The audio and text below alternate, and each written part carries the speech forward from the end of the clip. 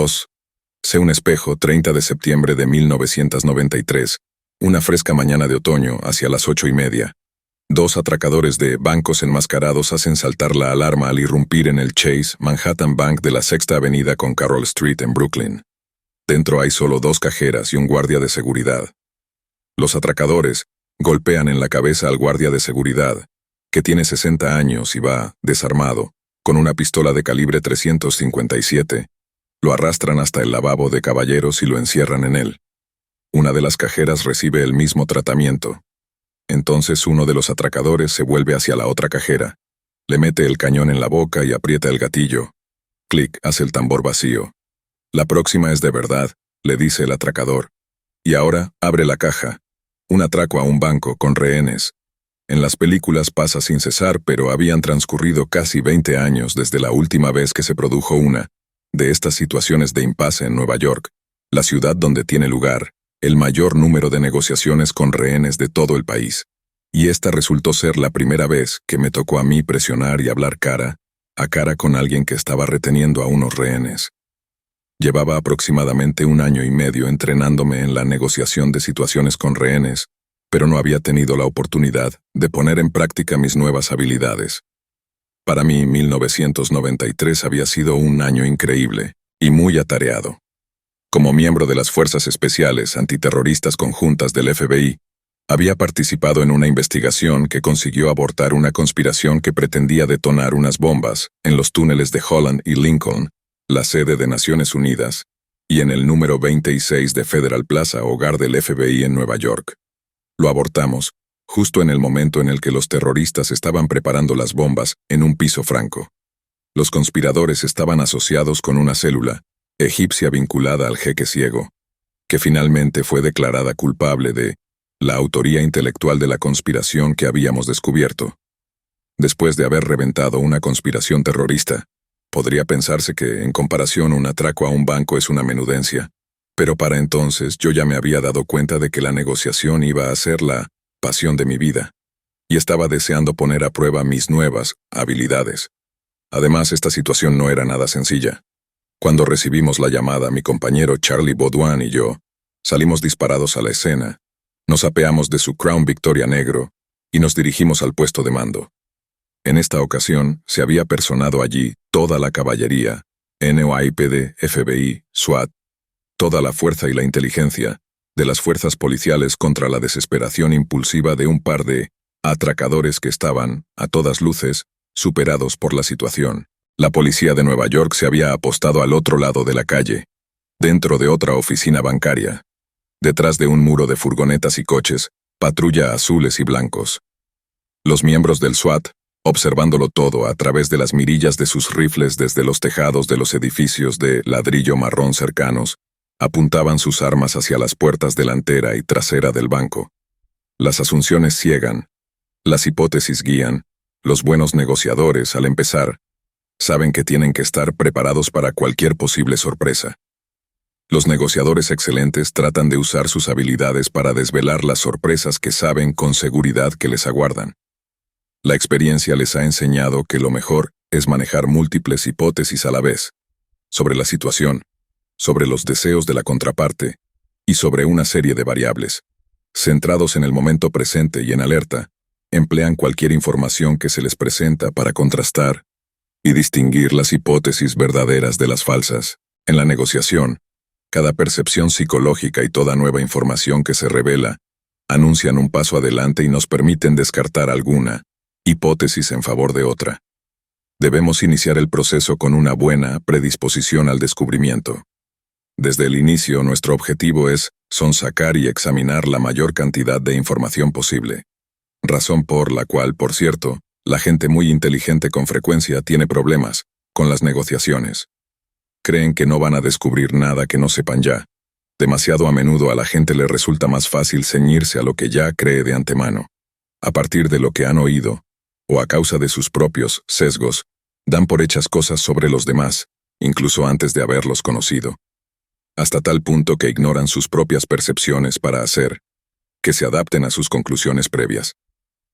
Estas asunciones enturbian nuestras ventanas de la percepción del mundo, mostrándonos una versión inmutable y a menudo fallida, de la situación. Los grandes negociadores son capaces de cuestionar las asunciones del resto de los participantes implicados, ya las hayan aceptado por fe o por arrogancia, y así se mantienen más abiertos emocionalmente a todas las posibilidades y más ágiles intelectualmente en situaciones dinámicas. Por desgracia, en 1993, yo no estaba ni cerca de ser un gran negociador. Todos daban por hecho que la crisis se solucionaría rápidamente. Los atracadores no tenían otra opción que rendirse, o eso pensábamos. De hecho, empezamos el día con la información de que querían rendirse.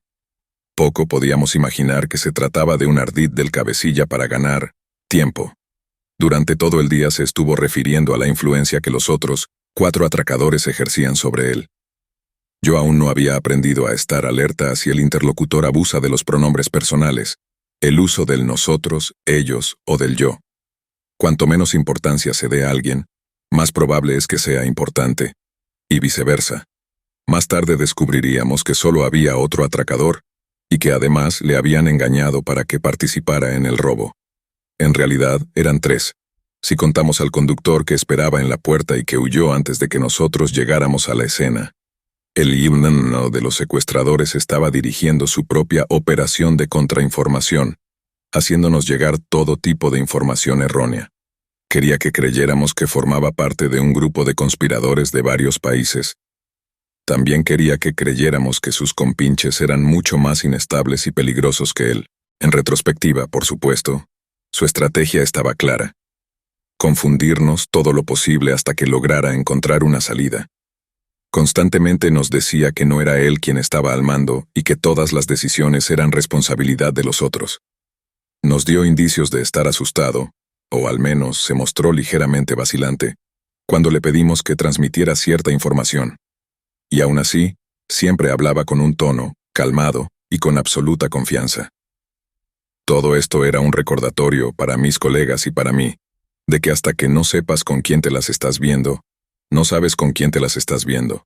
Aunque la llamada se produjo hacia las 8:30, para cuando llegamos al banco y establecimos contacto serían ya las 10:30. Una vez en la escena, lo que se comentaba es que aquello iba a ser pan comido, una situación de manual, breve y fácil. Nuestros jefes creían que sería cosa de entrar y salir en 10 minutos, porque los malos supuestamente querían entregarse. Después, todo esto supondría un problema cuando las negociaciones se estancaran y la jefatura se sintiera avergonzada porque había cometido el error de compartir esta perspectiva optimista con la prensa, basándose en una información errónea de partida.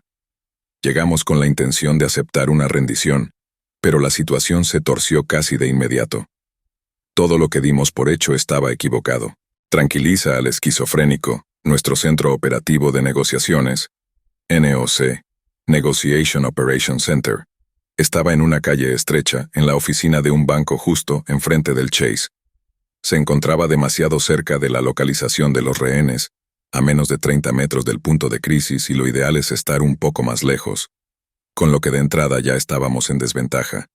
Es conveniente poner algo de distancia entre el lugar en el que estás y el peor escenario posible que pueda estar aguardándote en el otro lado de la negociación.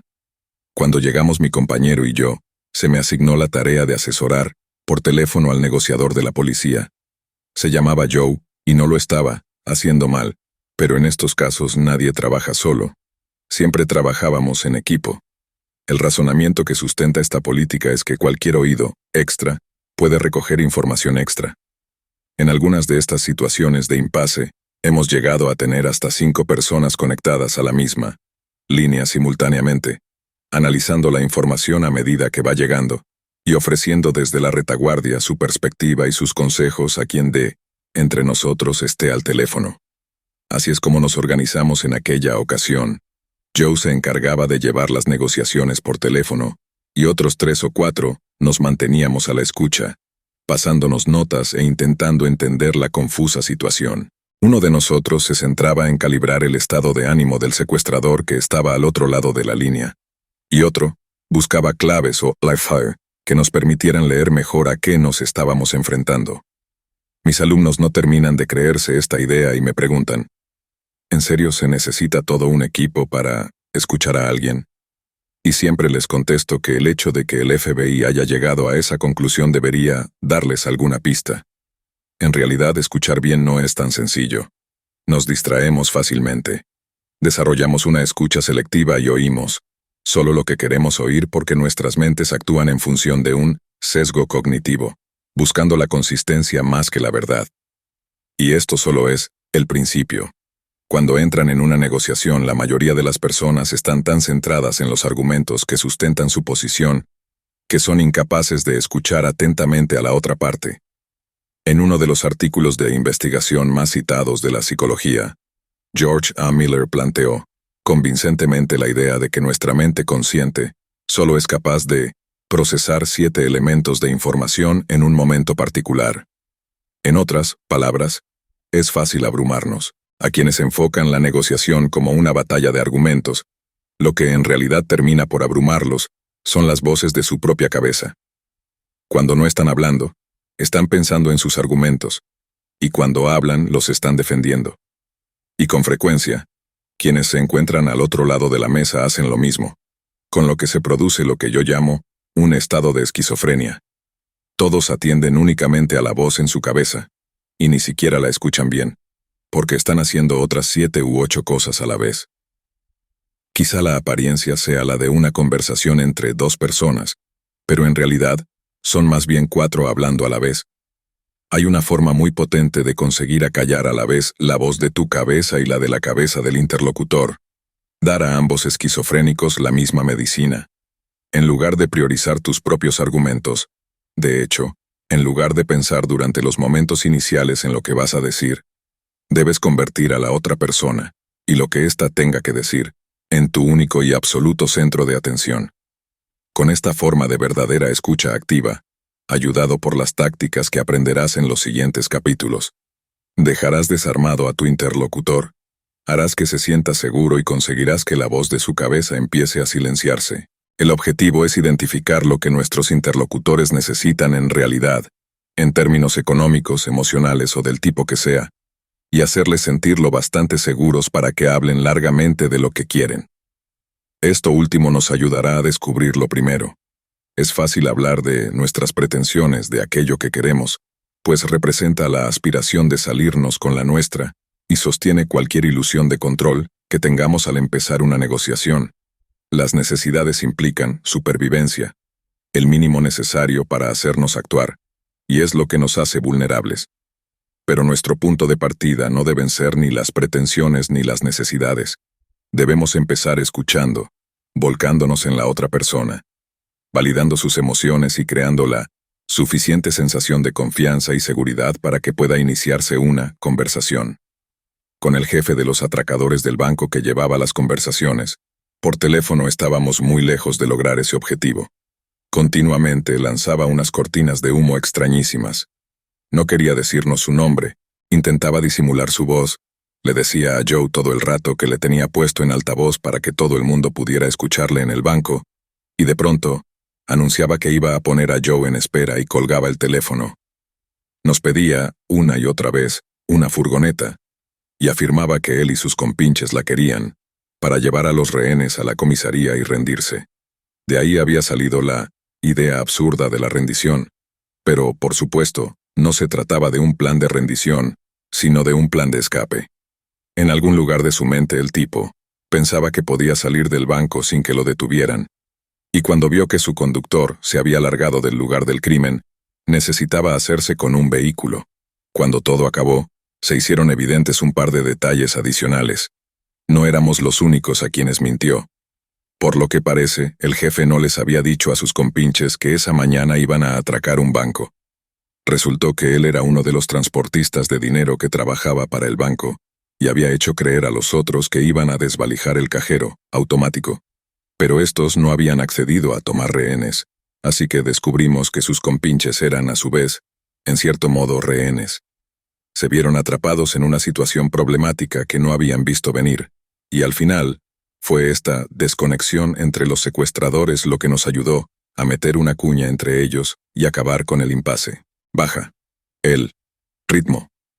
El jefe quería hacernos creer que tenían a los rehenes bien atendidos, pero en realidad no había ni rastro del guardia de seguridad.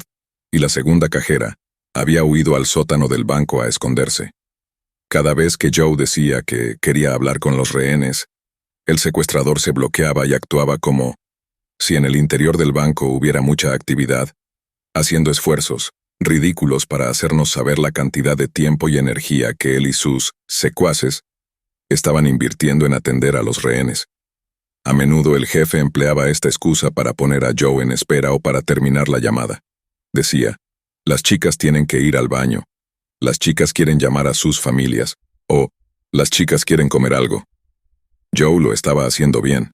Conseguía que el tipo siguiera hablando, pero también se encontraba un poco limitado por el enfoque sobre negociaciones que en aquella época empleaban los departamentos de policía. Era un enfoque mitad inventarse movidas, mitad una estrategia de venta. Básicamente, se trataba de intentar persuadir, coaccionar o manipular al interlocutor de cualquier forma posible. El problema era que teníamos demasiada prisa. Estábamos empujando el proceso hacia una solución rápida. Estábamos intentando resolver un problema y no influir en una persona. Apresurarse es uno de los errores que todos los negociadores tienden a cometer. Cuando se nos ve con demasiada prisa, el otro puede sentir que no, le estamos escuchando, y nos arriesgamos a socavar el buen entendimiento y la confianza que hayamos construido. Hay abundantes estudios que certifican que una de las mejores herramientas con las que cuenta un negociador es el paso del tiempo. Al ralentizar el proceso, también lo serenamos. Después de todo, si alguien se pone a hablar, no se pone a disparar. Tuvimos un golpe de suerte cuando los atracadores empezaron a armar follón con el tema de la comida. Joe mantuvo una conversación con ellos durante un rato sobre lo que querían comer y cómo se lo íbamos a entregar. Fue otra negociación en sí misma. Lo organizamos y lo teníamos todo, preparado para enviar la comida en una especie de chisme robótico, porque eso era lo que le hacía sentir cómodo al jefe, cuando dio un giro de 180 grados y nos dijo que nos olvidáramos del asunto, que habían encontrado algo de comida dentro del banco. Así que nos iba poniendo un muro tras otro, una cortina de humo tras otra. Cuando nos parecía que estábamos haciendo un pequeño progreso, el tipo cambiaba de idea o nos colgaba el teléfono. Mientras tanto, nuestros investigadores emplearon ese tiempo para comprobar las matrículas de las decenas de vehículos aparcados en las inmediaciones, y consiguieron hablar con los dueños de todos ellos excepto con uno, alguien llamado Chris Watts. Esta era nuestra única pista en aquel momento, y mientras seguía nuestro interminable tira y afloja por teléfono, enviamos a un grupo de investigadores a la dirección en la que figuraba, inscrita la matrícula de Chris Watts, donde encontraron a una persona que le conocía y que accedió a acompañarles a la escena para identificarles si era posible. Seguíamos sin tener una vista del interior, así que nuestro testigo ocular tuvo que actuar más bien como testigo auricular, e identificó a Chris Watts por la voz. Con eso supimos más sobre nuestro adversario de lo que él creía que sabíamos, lo que nos daba una ventaja momentánea.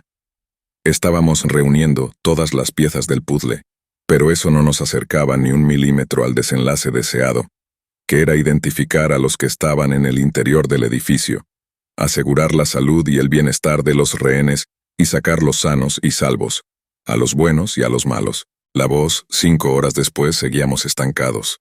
Así que el teniente que estaba al mando me pidió que tomara el relevo. Joe salía y yo entraba.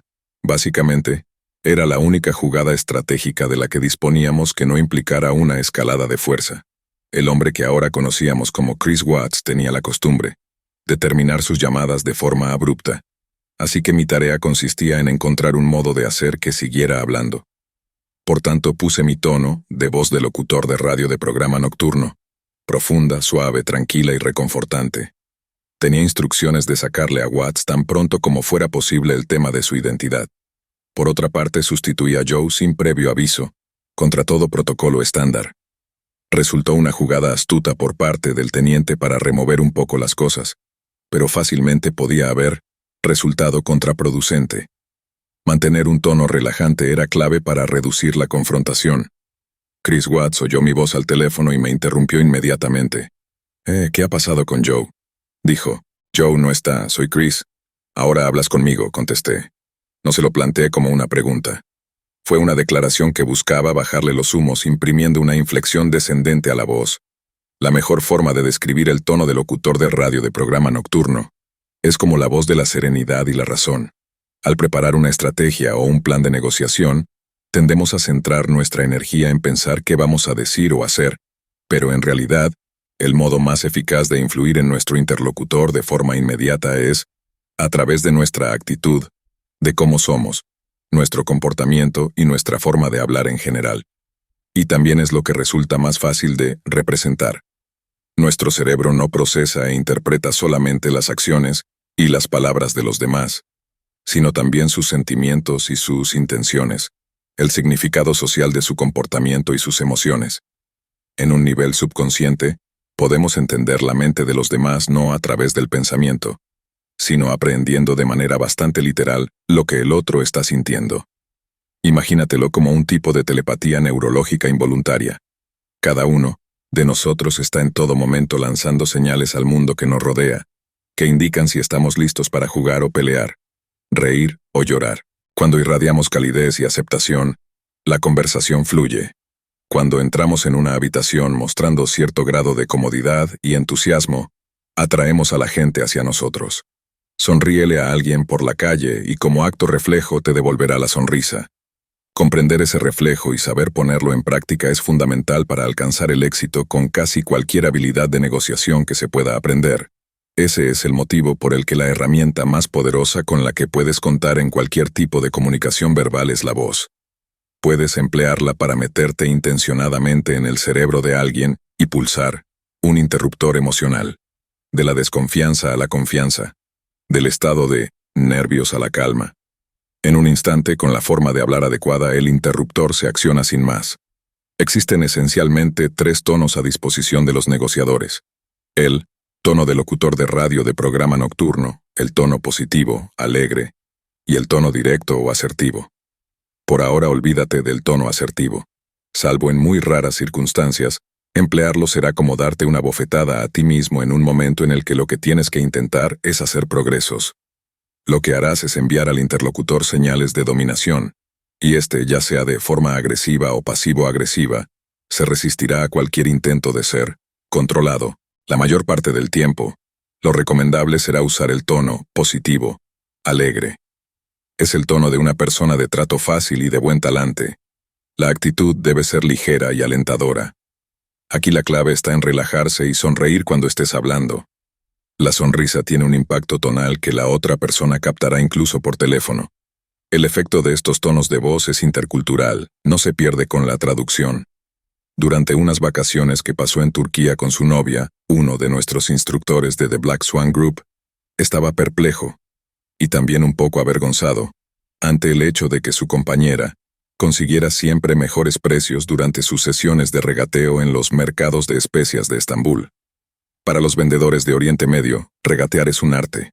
Tienen una inteligencia emocional muy afinada, y emplean la amabilidad y la hospitalidad para atrapar al cliente y crear una reciprocidad que termina en un intercambio monetario. Pero como nuestro instructor descubrió al ver a su novia en acción, esta es una calle de 2 sentidos. Ella abordaba estos encuentros como un juego divertido, y así no importa con cuánta agresividad presionara. Su sonrisa y su forma de hablar alegre predisponían a los vendedores a llegar a un buen acuerdo. Cuando la gente tiene un estado de ánimo positivo, piensa con más rapidez, y es más probable que se avenga a colaborar en la resolución de un problema, en vez de luchar y resistirse. Esto tiene que ver con él, tanto como con el sonreído. Si ponemos una sonrisa en el rostro y en la voz, también aumentará nuestra agilidad mental. Con Chris Watts, la jugada adecuada no era la de sonar alegre. El mecanismo por el que funciona el tono de locutor de radio de programa nocturno es que cuando imprimes una inflexión descendente a la voz, lo que transmites es que lo tienes todo bajo control. Al hablar despacio y con claridad, expresas la siguiente idea: tengo el control. Cuando imprimes una inflexión ascendente, estás invitando a que te den una respuesta. ¿Por qué? Porque introduces cierto grado de incertidumbre. Tu afirmación suena como una pregunta, y dejas la puerta abierta para que el otro tome las riendas. Así que, en aquel caso, me cuidé mucho de utilizar un tono quedo seguro. Es el mismo tono que emplearía para negociar un contrato en el caso de que hubiera algún asunto que no esté abierto a discusión. Por ejemplo, Si veo una cláusula sobre la cesión de derechos de una obra, puedo decir, no cedemos los derechos de nuestras obras. Tal cual, llano, simple y amigable. No ofrezco una alternativa porque sería una invitación a seguir discutiendo, así que me limito a hacer una declaración directa. Esa fue mi jugada en este caso, dije. Joe no está, ahora hablas conmigo. Cosa hecha. Puedes permitirte ser directo e ir al grano siempre que también crees un ambiente de seguridad en un tono que diga, yo estoy bien, tú estás bien. Vamos a solucionar esto juntos. La marea estaba cambiando. Chris Watts se estaba poniendo nervioso, pero aún le quedaban algunas jugadas. Uno de ellos bajó al sótano en busca de una de las cajeras. En algún momento había desaparecido en las entrañas del banco, pero Chris Watts y su cómplice no la habían perseguido porque sabían que no tenía forma de escapar. Pero entonces uno la arrastró escalera arriba y la obligó a ponerse al teléfono. Estoy bien, dijo. Y eso fue todo. ¿Quién es? Pregunté. Estoy bien, repitió ella. Quería que siguiera hablando, así que le pregunté su nombre, pero ya no estaba. Esta fue una jugada brillante por parte de Chris Watt. Era una amenaza. Nos provocaba, de forma sutil e indirecta, a través de la voz de la mujer. De esa forma el malo nos hacía saber quién estaba al mando a ese lado del teléfono, pero sin complicar la situación. Nos había dado una prueba de vida que confirmaba que, en efecto, tenía rehenes que estaban en condiciones de hablar por teléfono, pero nos impedía recoger cualquier tipo de información útil. Se las había arreglado para recuperar hasta cierto punto el control. La técnica del reflejo, Chris Watts, volvió a ponerse al teléfono intentando hacer como si no hubiera ocurrido nada. Se le notaba un poco nervioso, sin duda, pero al menos estaba hablando. Hemos identificado todos los coches de esta calle, y hemos hablado con el dueño de cada uno de ellos, excepto con uno. Le dije. Tenemos aquí una furgoneta azul y gris. No hemos conseguido dar con su dueño. ¿Sabes algo de esto? El otro vehículo no está porque hicisteis huir a mi conductor. Soltó. ¿Hicimos huir a tu conductor? Reflejé su pregunta. Bueno, cuando vio llegar a la policía se largó. No sabemos nada de ese tipo. ¿Es el que conducía la furgoneta? Le pregunté. Seguí aplicándole a Watts la técnica del reflejo y admitió una serie de cosas que le perjudicaban. Como decimos en mi empresa de consultoría, empezó a vomitar información. Habló de un cómplice del que no sabíamos nada, y esa conversación nos ayudó a pillar al conductor del coche de la huida. El reflejo, llamado también isopraxis, consiste básicamente en imitar.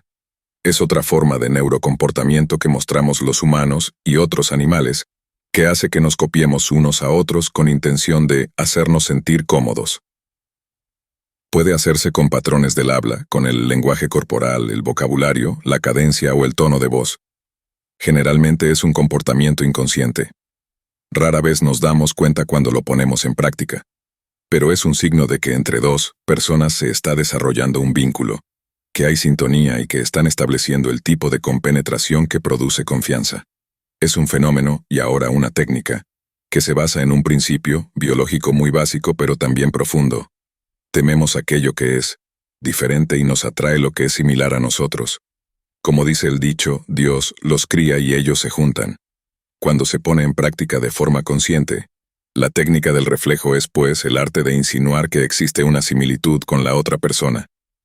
Confía en mí, tú y yo nos parecemos, le dice el reflejo al inconsciente del otro. Una vez que sepas detectar esta dinámica, te la encontrarás en todas partes. Una pareja que camina por la calle con sus pasos en perfecta sincronización. Unos amigos conversando en un parque que asienten a la vez y cruzan las piernas al mismo tiempo. Estas personas están conectadas, si bien el reflejo se asocia más a menudo con formas de comunicación no verbal, y especialmente con el lenguaje corporal. Como negociadores, nuestro trial debe centrarse en las palabras y nada más. Ni en el lenguaje corporal, ni en el acento, ni en el tono de voz, solo en las palabras. De lo sencillo que es casi da risa. Para el FBI, una AE consiste en repetir las 3 últimas palabras, o entre 1 y 3 palabras clave, de lo que la otra persona acaba de decir. De todo el arsenal de habilidades para la negociación con rehenes que tiene el FBI, el reflejo es la que más se parece a un truco mental Jedi. Es sencillo y sin embargo misteriosamente eficaz. Al repetir lo que dice el otro despiertas ese instinto de reflejo, lo que hará, inevitablemente, que tu interlocutor desarrolle con más detalle lo que acaba de decir y mantenga el proceso de conexión. El psicólogo Richard Wiseman desarrolló un estudio con camareros para identificar qué método, el reflejo o el refuerzo positivo, resulta más eficaz para crear una conexión con un extraño. Un grupo de camareros empleaba el refuerzo positivo y prodigaba elogios, y reafirmaba a los clientes con palabras como sin problema y claro que sí, como respuesta a cada comanda. El otro grupo utilizaba el método del reflejo con sus clientes simplemente repitiéndoles la comanda de vuelta. Los resultados fueron impresionantes. La propina media de los camareros que usaron el reflejo fue un 70% mayor que la de quienes usaron el refuerzo positivo. Decidí que ya era hora de dejar caer su nombre y que supiera que le teníamos fichado. Ahí fuera hay un vehículo registrado a nombre de Chris Watts, dije. Bueno, contestó sin desvelar nada. ¿Está ahí? ¿Eres tú? ¿Eres Chris Watts? Pregunté. Era una pregunta idiota por mi parte. Un error. Para que el reflejo sea eficaz hay que dejar que se instale y haga su trabajo. Exige un poco de silencio. Y lo que yo hice fue pisotear mi reflejo. Tan pronto como lo dije, deseé no haberlo hecho. ¿Eres Chris Watts? ¿Qué iba a decir él? Por supuesto, contestó. No, yo había hecho un movimiento estúpido y le había proporcionado a Chris Watts una forma de evitar esta confrontación. Pero de todas formas se puso nervioso. Hasta ese momento creía que su identidad era anónima. Fuera, cual fuese la fantasía que tenía en mente, tenía una salida, un botón de deshacer. Ahora sabía que no era así. Me tranquilicé, bajé el ritmo un poco, y esta vez mantuve la boca cerrada después de reflejarlo. ¿No? Antes has dicho, bueno, dije. Ahora sí que lo tenía, pensé. Su voz se elevó varios tonos. Terminó soltando algunas cosas, vomitando más información, y se aturulló tanto que dejó de hablar conmigo. De pronto se puso al teléfono su cómplice, que después descubrimos que era Bobby Goodwin. Hasta entonces no habíamos oído hablar a este segundo secuestrador. Todo el tiempo supimos que Chris Watts no actuaba solo, pero no sabíamos cuánta gente trabajaba con él, y aquí estaba su cómplice involuntario. Creyendo que al otro lado del teléfono aún estaba nuestro primer negociador, de la policía. Nos dimos cuenta de esto porque todo el rato me llamaba Joe, y dedujimos que al principio estaba al tanto de todo, pero que se había ido quedando fuera a medida que se alargaba la situación de punto muerto. Como mínimo, esta desconexión indicaba que no manejaban los dos la misma información, pero no me apresuré a corregirle. Otra cosa, parecía que este segundo tipo estaba hablando a través de una toalla o una sudadera, o como si estuviera mordiendo algo de tela. Se tomaba muchas molestias para disimular la voz, lo que significaba que estaba asustado. Se mostraba nervioso, tremendamente inestable y preocupado por saber hacia dónde se estaba encaminando la situación de impasse. Intenté serenarle usando aún la inflexión descendente. Nadie se va a ninguna parte, dije. Silencio. Nadie va a resultar herido, insistí. Más o menos al minuto y medio pareció que su inquietud desaparecía. También la voz amortiguada. Su voz se oyó con mucha más claridad cuando dijo: «Confío en ti, Joe». Cuanto más tiempo tenía al tipo hablando por teléfono, más claro iba, quedando que estaba en un lugar en el que no deseaba estar. Bobby quería salir de allí, y por supuesto, quería salir sin resultar herido. Sabía que estaba metido hasta el cuello, pero no quería hundirse más. En sus planes de ese día no estaba el de robar un banco, pero hasta que no oyó mi tono calmado, al otro lado del teléfono no empezó a ver una salida. A las puertas del banco le esperaba el séptimo mayor ejército del mundo. Ese es el tamaño y el alcance del departamento de policía de la ciudad de Nueva York, a pleno rendimiento. Y le apuntaban a él y a su cómplice. Obviamente, Bobby solo pensaba en cómo salir por aquella puerta ileso. Yo no sabía en qué parte del banco estaba Bobby. Aún hoy ignoro si consiguió apañárselas para alejarse de Chris Watts, o si estaba hablando, delante de él. Lo único que sé es que yo tenía toda su atención, y que él estaba buscando una forma de acabar con la situación, o al menos con el papel que le había tocado desempeñar. Después descubrí que entre una y otra llamada, Chris Watts se había dedicado a esconder el dinero dentro de las paredes del banco, y también a quemar montones de dinero delante de las dos rehenes. A primera vista, puede parecer un comportamiento extraño, pero para alguien como Chris Watts tenía cierta lógica. Parece ser que se le había metido en la cabeza que podría quemar, digamos, $50,000. Y si luego faltaban $300,000, los oficiales del banco no se pondrían a buscar los otros $250,000. Era un engaño interesante, no muy inteligente, pero sí interesante. Mostraba una extraña atención al detalle, al menos en su cabeza. Si Chris Watts conseguía escapar de aquella tumba que se había cavado él solito, podría pasar desapercibido durante un tiempo y volver más adelante a por el dinero que había escondido, y que ya no estaría en la caja fuerte del banco. Lo que me gustaba de este segundo tipo, Bobby, es que no intentó hacerme ningún truco por teléfono. Era franco, así que me permití contestar con la misma franqueza. Igual que él me devolvía todo lo que yo le daba, yo le devolvía todo lo que me daba él, así que en esto estábamos a la par. La experiencia me decía que todo lo que tenía que hacer era dejarle hablar, y así conseguiríamos llegar a un acuerdo. Encontraríamos un modo de sacarle de ese banco, con o sin Chris Watts. Alguien de mi equipo me pasó una nota. Pregúntale si quiere salir. ¿Quieres salir el primero?, le dije. Me quedé en silencio. No sé cómo podría hacerlo, dijo Bobby finalmente. ¿Qué te impide hacerlo ahora mismo?, pregunté. ¿Cómo?, volvió a preguntar. ¿Sabes qué? Reúnete conmigo en la puerta de la entrada ahora mismo. Esto supuso un avance para nosotros, pero aún teníamos que sacar a Bobby de allí y encontrar un modo de hacerle saber que yo le estaría esperando al otro lado de la puerta. Le había dado mi palabra de que sería yo el encargado de aceptar su rendición y que él saldría ileso, así que ahora teníamos que lograr que fuera así. Y a menudo esta fase de implementación puede ser la más complicada. Nuestro equipo se dividió para organizar un plan. Yo me puse el chaleco antibalas. Examinamos la escena y pensamos que podía colocarme detrás de uno de los camiones que habíamos aparcado enfrente del banco, para que me cubriera en caso necesario. Y entonces se produjo una de esas situaciones de locos donde una mano no sabe lo que está haciendo la otra.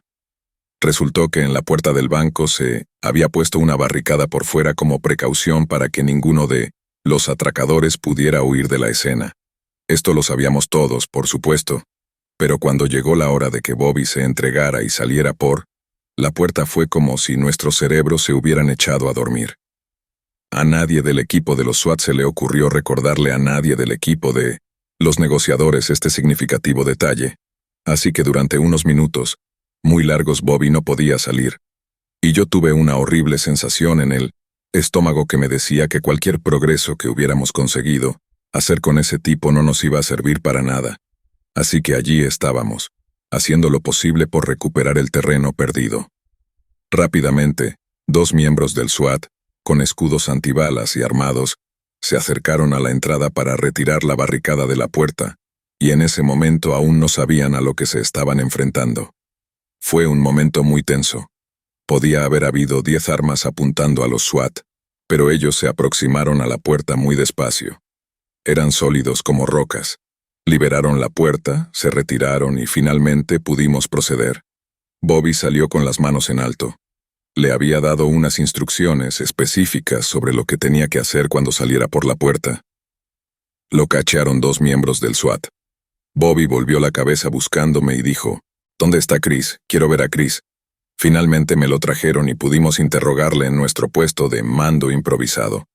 Entonces nos enteramos de que dentro, reteniendo a los rehenes, solo quedaba una persona, y esto hizo que el jefe de la operación se disparara. Yo no lo supe hasta más tarde, pero podía entender sus motivos para enfadarse y sentirse avergonzado por este último giro de los acontecimientos.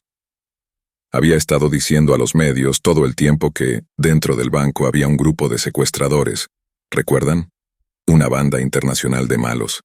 Y ahora resultaba que aquella operación la habían llevado a cabo 2 personas, y que uno de los malos ni siquiera había querido tener parte en ello. Parecía que el jefe no tenía el control de la situación, pero como digo, de esto nos enteramos más tarde. Todo lo que sabíamos en ese momento era que acabábamos de conseguir un montón de información nueva, que indicaba que estábamos más cerca de lo que creíamos de llegar a la resolución que deseábamos. Era un avance positivo, algo digno de celebrar. Con lo que habíamos descubierto nos iba a resultar mucho más fácil seguir negociando. Pero aún así el jefe estaba enfadado. No le gustaba nada que le hubieran engañado. Así que cogió a un agente de la Unidad de Respuesta de Asistencia Técnica, TARU por sus siglas en inglés, del Departamento de Policía de la ciudad de Nueva York, y le ordenó que introdujeran en el banco una cámara, un micrófono, lo que fuera. Ahora que había conseguido entenderme con Bobby, el jefe me sustituyó y puso a otro negociador al teléfono. El nuevo negociador empleó la misma táctica que había usado yo un par de horas antes. «Soy Dominic. Ahora hablas conmigo», dijo. Dominic Micino era un gran negociador de rehenes. A mi juicio, uno de los mejores que es el término que se usa habitualmente para referirse al que se encarga de resolver los últimos detalles y asegurar el trato. Micino no se alteraba y era bueno en lo que hacía.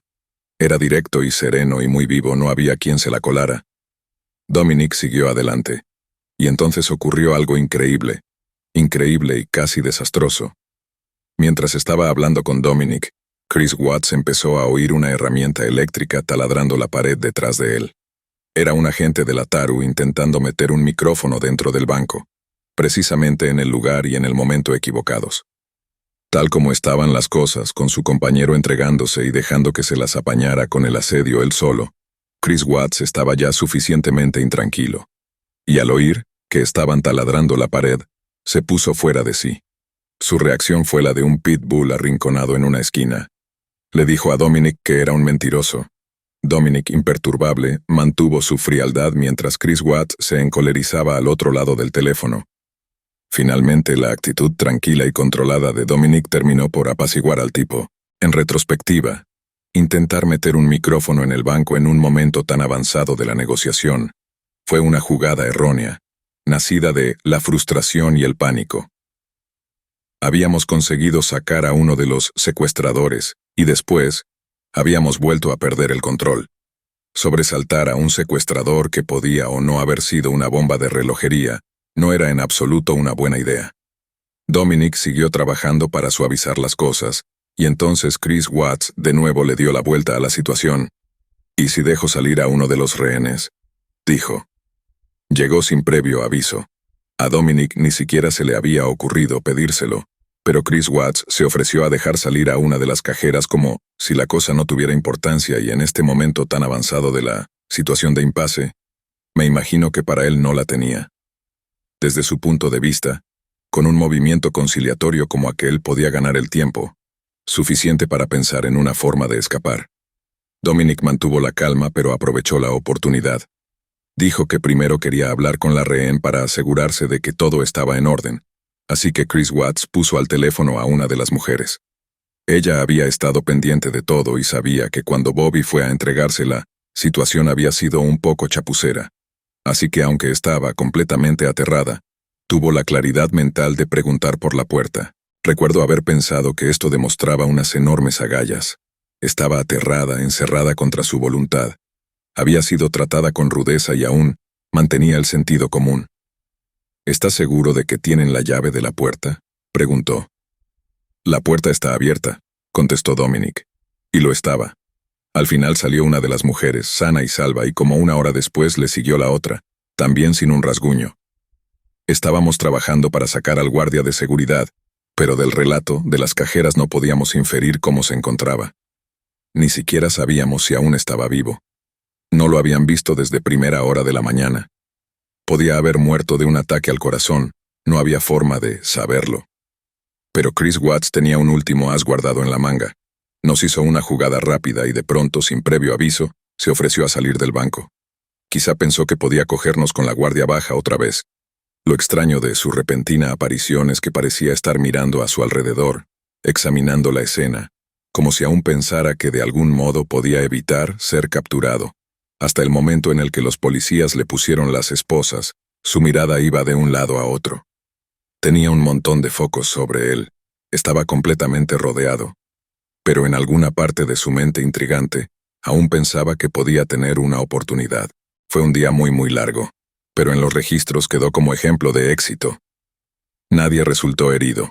Los malos terminaron en la cárcel, Y yo salí de la experiencia con una sensación de humildad ante todo lo que aún me faltaba por aprender, pero al mismo tiempo descubrí y me sentí inspirado por el poder de lo emocional, del diálogo y de la caja de herramientas en desarrollo del FBI, llena de tácticas psicológicas diseñadas para influir y persuadir a casi cualquier persona en casi cualquier situación. En las décadas que han pasado desde mi iniciación en el mundo de las negociaciones a vida o muerte, una y otra vez, me he visto sorprendido por lo valiosos que pueden ser estos enfoques de apariencia sencilla, la habilidad para meternos en la cabeza y finalmente en la piel. De nuestro contrario depende de estas técnicas y de lo dispuestos que estemos a modular nuestro enfoque, según van apareciendo nuevos indicios a lo largo del proceso. Cuando he trabajado con estudiantes y ejecutivos para desarrollar estas habilidades, siempre he intentado reforzar el mensaje de que lo fundamental en una negociación de éxito no es tener razón, sino la mentalidad adecuada. Cómo confrontarse con alguien y salirte con la tuya, sin confrontaciones. Cuando digo que la técnica del reflejo es como un truco de magia o una técnica mental. Jedi hablo solo medio en broma, porque te otorga la habilidad de disentir sin resultar desagradable, para valorar hasta qué punto puede resultar útil esta habilidad. Piensa en cualquier entorno de trabajo. Invariablemente, en todos ellos aún queda alguien en algún puesto de autoridad que llegó ahí empleando la asertividad, agresiva, o a veces la pura y dura intimidación, y que mantiene ese viejo concepto jerárquico de que el jefe siempre tiene razón. Y no nos engañemos. Digan lo que digan las reglas iluminadas de la nueva escuela.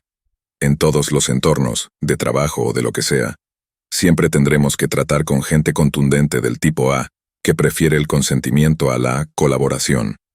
Si adoptas el enfoque pitbull para enfrentarte a otro pitbull, lo normal es que termines con una situación catastrófica para ti. Sentimientos heridos y un montón de resentimiento. Por suerte hay otra forma de hacerlo sin provocar catástrofes.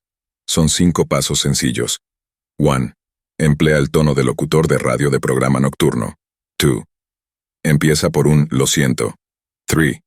Usa el reflejo. 4. Mantén el silencio al menos 4 segundos para dejar que el reflejo ejerza su magia en el interlocutor. 5.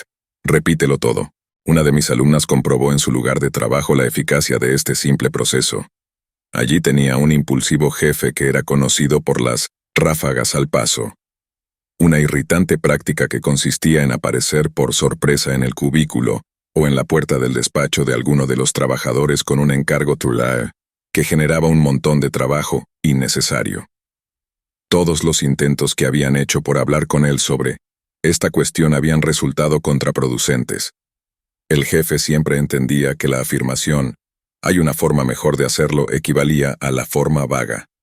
En una ocasión esto ocurrió hacia el final de un largo proceso de consultoría en el que se habían generado literalmente miles de documentos. El jefe, receloso de todo lo DASA, quería tener la seguridad de guardar unas copias en papel. Metió la cabeza en el despacho de mi alumna y le dijo, «Hagamos 2 copias de todos los papeles». «¿Perdón, 2 copias?» reflejó mi alumna como respuesta, acordándose no solo de usar el tono de voz del locutor, sino también de pronunciar el reflejo con tono inquisitivo. La intención que deben transmitir la mayoría de los reflejos es, «Por favor, ayúdame a entenderlo». Cada vez que reflejemos a alguien repetirá lo que acaba de decir, pero con otras palabras. Nunca será exactamente igual a como lo dijo la primera vez. Si le preguntamos a alguien, ¿qué quieres decir con eso?, lo más probable es que despertemos su irritación o que se ponga a la defensiva. Un reflejo, sin embargo, nos dará la claridad que queremos al tiempo que transmite respeto e interés por lo que la otra persona está diciendo. «Sí», respondió el jefe. «Una para nosotros y otra para el cliente». «Discúlpeme, pero lo que dice es que el cliente nos ha pedido una copia y que necesitamos otra para uso interno». «En realidad, hablaré con el cliente porque no nos ha pedido nada, pero yo sí quiero una copia. Así es como trabajo». «Por supuesto», respondió ella. «Gracias por hablar con el cliente. ¿Dónde quiere que guarde nuestra copia?» «En la sala de los archivos no, queda espacio». «Da igual, puede guardarla en cualquier parte», dijo él, ya ligeramente inquieto. «¿En cualquier parte?», volvió a reflejar con preocupación serena. Cuando el tono de voz o el lenguaje corporal de la otra persona no es consistente con sus palabras, un buen reflejo puede resultar particularmente útil. En este caso provocó que su jefe hiciera una larga pausa, algo que no ocurría a menudo. Mi alumna se quedó mirándolo en silencio. En ese caso tendrá que ser en mi despacho, dijo con más aplomo del que había mostrado durante toda la conversación. Le pediré a la nueva ayudante que me la imprima cuando termine el proyecto. Por ahora guarde solo 2 copias digitales. Al día siguiente el jefe le mandó un correo electrónico en el que decía: con las 2 copias digitales nos vale. Poco después esta alumna me escribió entusiasmada: me quedé perpleja, los reflejos son lo mejor. Me he ahorrado toda una semana de trabajo. La primera vez que lo intentes, el reflejo te hará sentir muy incómodo. Es la única parte difícil que tiene y requiere cierta práctica. Sin embargo, una vez que le cojas el tranquillo será como una navaja suiza de la conversación, muy útil en casi todos y cada uno de los entornos sociales y profesionales. Lecciones clave. El lenguaje de la negociación es fundamentalmente el lenguaje de la conversación y del entendimiento mutuo. Una forma de establecer una relación y de hacer que la gente hable y piense en común. Razón por la cual, cuando pienses en el mejor negociador de todos los tiempos, debes acordarte de, sorpresa, Oprah Winfrey. En su programa diario tenemos un caso de estudio de una magistral negociadora en acción. En escena, cara a cara con alguna persona que no ha visto antes, en un estudio repleto de cientos de personas, con otros millones, más viéndola desde casa y la misión de persuadir a la persona que tiene delante para que hable sin parar, hasta que finalmente comparte con él, mundo los secretos profundos y oscuros que ha mantenido ocultos en su interior durante toda una vida. Al terminar de leer este capítulo, observa con atención tal interacción y descubrirás todo un refinado conjunto de potentes herramientas. La sonrisa, consciente para rebajar la tensión, el uso sutil del lenguaje verbal y no verbal para indicar empatía, y por tanto seguridad, una determinada inflexión descendente de la voz, la predilección por un determinado tipo de preguntas, todo un despliegue de habilidades que permanecían ocultas y que demostrarán ser de incalculable valor una vez que hayas aprendido a usarlas. He aquí algunas de las lecciones de este capítulo que debes recordar. Un buen negociador está preparado, desde el inicio, para cualquier posible sorpresa. Un negociador excelente intenta usar sus habilidades para revelar las sorpresas que sabe que le aguardan. No te fíes de las suposiciones. En vez de ello, plantéatelas como una hipótesis y emplea la negociación para ponerlas a prueba rigurosamente. Quienes entienden la negociación como una batalla de argumentos terminan abrumados por la cantidad de voces que oyen en su cabeza. La negociación no es una batalla, sino un proceso de descubrimiento. El objetivo es desvelar la mayor cantidad de información posible. Para acallar las voces de tu cabeza, debes convertir a la otra persona y todo lo que ella tenga que decir en tu único y absoluto centro de atención. Baja el ritmo. Apresurarse es uno de los errores que todos los negociadores tienden a cometer. Si vamos demasiado deprisa, la gente puede sentir que no la estamos escuchando, con lo que te arriesgas a socavar el buen entendimiento y la confianza que hayas conseguido construir. Sonríe. Cuando las personas tienen una actitud positiva, piensan con más rapidez y se muestran más dispuestos a colaborar y a abordar los problemas de forma resolutiva, en lugar de resistirse y luchar. La positividad despierta agilidad mental tanto en nosotros como en nuestro interlocutor. Hay 3 tonos de voz que puede emplear un negociador. 1. El tono de locutor de radio de programa nocturno. Empléalo de forma selectiva para dejar claro tu argumento. Imprímele una inflexión descendente a la voz, manténla serena y habla despacio. Cuando se hace bien, se consigue crear un aura de autoridad y confianza sin provocar que el interlocutor se ponga a la defensiva. 2. El tono positivo alegre. Este debería ser el tono que emplees por defecto. Es el de una persona amable y de trato fácil. Tu actitud debe ser ligera y alentadora. Aquí la clave está en relajarse y sonreír mientras hablas. 3. El tono asertivo o directo se emplea raras veces. Tiende a causar problemas y a provocar el alejamiento del interlocutor. El reflejo hace magia. Repite las 3 últimas palabras o entre 1 y 3 palabras clave de lo que tu interlocutor acaba de decir. Tendemos a sentir temor ante lo que es diferente y nos sentimos atraídos por lo que es similar. El reflejo es el arte de insinuar similitud con otra persona, lo que facilita la creación de vínculos. Emplea el reflejo para invitar a la otra parte a empatizar y crear vínculos contigo, para hacer hablar a la gente, para ganar tiempo para la reagrupación de tu equipo, y para invitar a la contraparte a que revele su estrategia.